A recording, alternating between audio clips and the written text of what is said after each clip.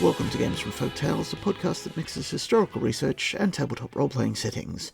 I'm your host, Timothy Ferguson, and this is your Monster of the Month, The Ghoul by Clark Ashton Smith. Clark Ashton Smith is one of my favourite fantasy authors, but I haven't been able to use much of his material here on the podcast. He died slightly too late for his material to be available to us in the public domain. Also, TSR bought the role-playing rights to his material at some stage, and his fantasy settings, particularly Avenron, probably mispronounced, is found in the Mystara Principalities of Glantry Gazetta and in Module X2, Castle Amber. Nobody wants to fight Hasbro, so we have to look for little bits of material that have fallen into the public domain because their copyright was not renewed, such as this story, which was sent to a tiny magazine called The Fantasy Fan, that was wound up by its editor after the first dozen or so issues. This story has a great deal of Orientalism in it, the strange Arabic characters that are lampshaded as stolen from a book called Vathek. All of that, however, in an Ars Magica game would likely be stripped away, and you would be left with the core premise, which is that there is a serial killer behaving in an unusual way, and the player characters need to discover why. Now over to Ben Tucker. Thanks to him and to his LibriVox team. The Ghoul, read by Ben Tucker. During the reign of the Caliph Vathek, a young man of good repute and family named Nur-ad-Din Hassan was hailed before the Qadi Ahmed bin Bakar at Bussorah. Now Nur-ad-Din was a comely youth, of open and gentle mien, and great was the astonishment of the Qadi and of all others present when they heard the charges that were preferred against him. He was accused of having slain 7 people, one by one, on 7 successive nights, and of having left the corpses in a cemetery near Bussorah, where they were found lying with their bodies and members devoured in a fearsome manner, as if by jackals. Of the people he was said to have slain, 3 were women, 2 were traveling merchants, 1 was a mendicant, and 1 was a gravedigger. Ahmed bin Bakar was filled with the learning and wisdom of honorable years, and withal was possessed of much perspicacity. But he was deeply perplexed by the strangeness and atrocity of these crimes, and by the mild demeanor and well-bred aspect of Nur-ad-Din Hassan, which he could in no wise reconcile with them. He heard in silence the testimony of witnesses who had seen Nur-ad-Din bearing on his shoulders the body of a woman at yester-eve in the cemetery, and others who on several occasions had observed him coming from the neighborhood at unseemly hours when only thieves and murderers would be abroad.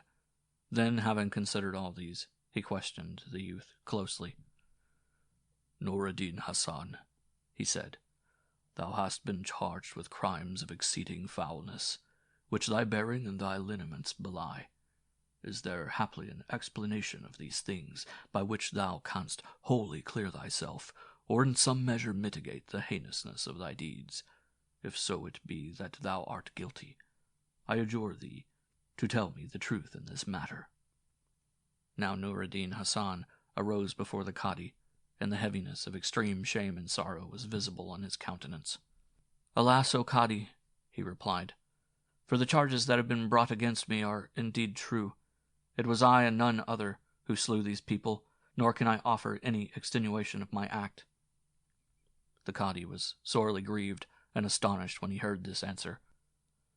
"I must perforce believe thee," he said sternly, "but thou hast confessed a thing which will make thy name henceforward an abomination in the ears and mouths of men. I commend thee to tell me why these crimes were committed, and what offense these persons had given thee, or what injury they had done to thee, or if perchance thou slewest them for gain like a common robber." "There was neither offense given nor injury wrought by any of them against me," replied Nur-ad-Din, "and I did not kill them for their money or belongings or apparel, since I had no need of such things, and, aside from that, have always been an honest man." "Then," cried Ahmed bin Bakar, greatly puzzled, "what was thy reason, if it was none of these?" Now the face of Nur-ad-Din Hassan grew heavier still with sorrow, and he bowed his head in a shamefaced manner that bespoke the utterness of profound remorse, and standing thus before the Qadi, he told this story. "The reversals of fortune, O Qadi, are swift and grievous, and beyond the foreknowing of advertence of men. Alas, for less than a fortnight agone, I was the happiest and most guiltless of mortals, with no thought of wrong-doing toward anyone. I was wedded to Amina, the daughter of the jewel merchant Abul Kojia, and I loved her deeply and was much beloved by her in turn. And moreover, we were at this time anticipating the birth of our first child. I had inherited from my father a rich estate and many slaves. The cares of life were light upon my shoulders, and I had, it would seem, every reason to count myself among those whom Allah has blessed with an earthly foretaste of heaven. Judge then the excessive nature of my grief when Amina died in the same hour when she was to have been delivered. From that time, in the dire extremity of my lamentation, I was as one bereft of light and knowledge.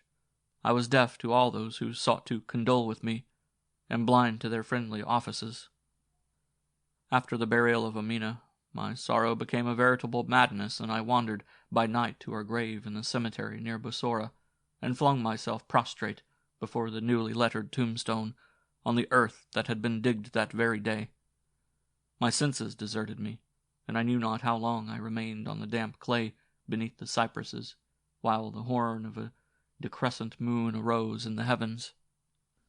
Then in my stupor of abandonment I heard a terrible voice that bade me rise from the ground on which I was lying, and lifting my head a little I saw a hideous demon of gigantic frame and stature, with eyes of scarlet fire beneath brows that were coarse as tangled rootlets, and fangs that overhung a cavernous mouth, and earth-black, longer and sharper than those of the hyena. And the demon said to me, "I am a ghoul, and it is my office to devour the bodies of the dead. I've now come to claim the corpse that was interred today beneath the soil on which thou art lying in a fashion so unmannerly. Begone, for I have fasted since yesternight, and I am much anhungered." Now at the sight of this demon, and the sound of his dreadful voice, and the still more dreadful meaning of his words, I was like to have swooned with terror on the cold clay. But I recovered myself in a manner, and besought him, saying, "Spare this grave, I implore thee, for she who lies buried therein is dearer to me than any living mortal, and I would not that her fair body should be the provender of an unclean demon such as thou." At this the ghoul was angered, and I thought that he would have done me some bodily violence, but again I besought him, swearing by Allah and Mohammed with many solemn oaths that I would grant him anything procurable, and would do for him any favor that lay in the power of man, if he would leave undespoiled the new-made grave of Amina. And the ghoul was somewhat mollified, and he said, "If thou wilt indeed perform for me a certain service, I shall do as thou askest." And I replied, "There is no service, whatsoever its nature, that I will not do for thee in this connection, and I pray thee to name thy desire." Then the ghoul said, "It is this, that thou shalt bring to me each night, for 8 successive nights, the body of one whom thou hast slain with thine own hand. Do this, and I shall neither devour nor dig the body that lies interred hereunder." Now was I seized by utter horror and despair, since I had bound myself in all honor to grant the ghoul his hideous requirement. And I begged him to change the terms of the stipulation, saying to him, "Is it needful to thee, O eater of corpses, that the bodies should be those of people whom I myself have slain?" And the ghoul said, "Yea, for all others would be the natural provender of myself or of my kin, in any event. I adjure thee by the promise thou hast given to meet me here tomorrow night, when darkness has wholly fallen, or as soon thereafter as thou art able, bring the first of the 8 bodies." So saying, he strode off among the cypresses, and began to dig in another newly made grave at a little distance from that of Amina. I left the graveyard in even direr anguish than when I had come, thinking of that which I must do in fulfillment of my sworn promise, to preserve the body of Amina from the demon. I know not how I survived the ensuing day, torn as I was between sorrow for the dead and my horror of the coming night, with its repugnant duty. When darkness had descended, I went forth by stealth to a lonely road near the cemetery, and waited there amid the low-grown branches of the trees. I slew the first passer with a sword, and carried his body to the spot appointed by the ghoul. And each night thereafter, for 6 more nights, I returned to the same vicinity and repeated this deed, slaying always the very first who came, whether man or woman, or merchant or beggar or gravedigger. And the ghoul awaited me on each occasion, and would begin to devour his provender in my presence, with small thanks and scant ceremony.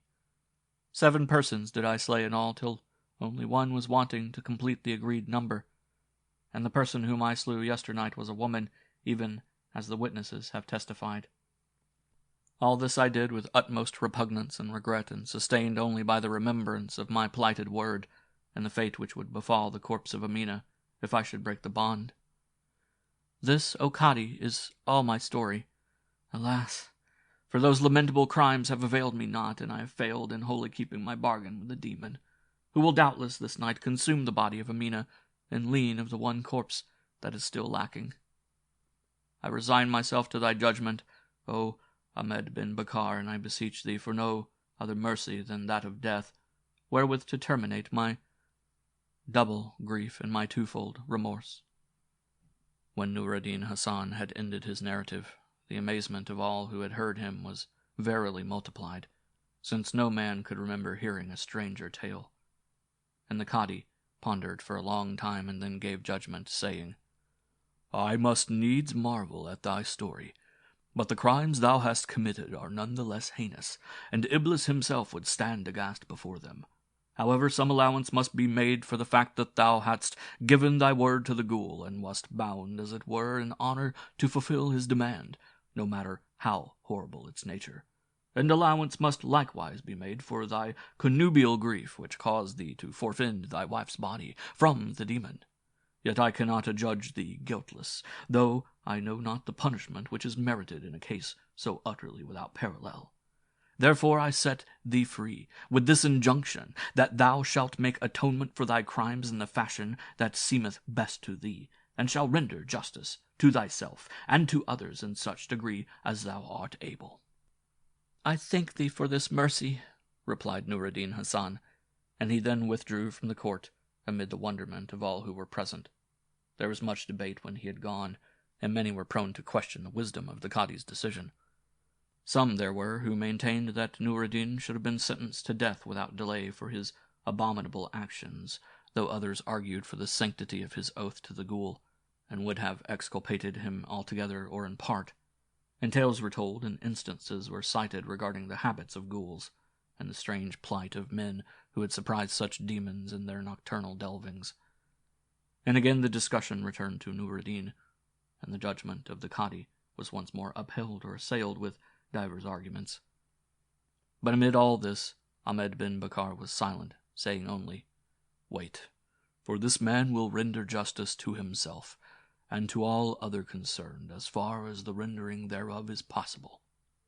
So indeed it happened, for on the morning of the next day another body was found in the cemetery near Bussorah, lying half devoured on the grave of Nur ad-Din Hasan's wife, Amina, and the body was that of Nur ad-Din, self-slain, who in this manner had not only fulfilled the injunction of the Cadi, but had also kept his bargain with the ghoul by providing the required number of corpses. Yes, Anna.